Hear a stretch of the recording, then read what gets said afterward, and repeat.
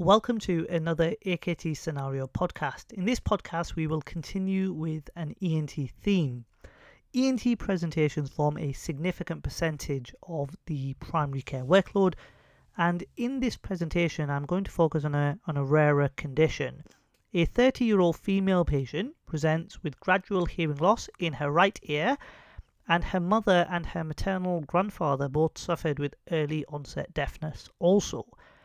What is the most likely diagnosis, and what would you expect to find on a Trainees and Weber's test? So although this is a relatively vague scenario, there are a number of clues within the question. You have a young patient, you have a female patient, you have a patient who's got early onset hearing loss, and you have a patient who's got a positive family history of the same. Now, given the above clues, the most likely diagnosis is otosclerosis, which can be inherited in an autosomal dominant fashion. Now, otosclerosis is a condition which affects the auditory ossicles, and therefore it results in a conductive hearing loss pattern. Now, Weber's and Trainees are really helpful in determining the type of hearing loss, but in our routine practice, we often go for an audiometry without doing a Trainees or Weber's test. But Trainees and Weber's should be both tested, and without going into too much details, Trainees involves placing a tuning fork behind the ear, which tests for bone conduction, and then in front of the ear, which tests for air conduction. And air conduction is usually better than bone conduction.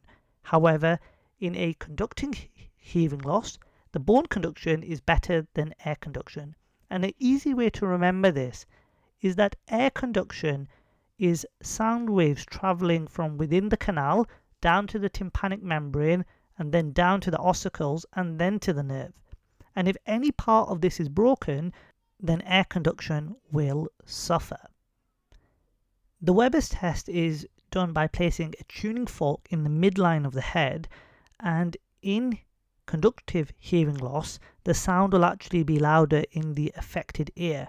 So in this patient, we would expect bone conduction to be louder than air conduction on the right side, and we would expect that the Weber's sound lateralizes to the patient's right ear. I hope you found this useful. Thank you for listening. This podcast is hosted by wellmedic.co.uk. We help GP trainees pass the AKT.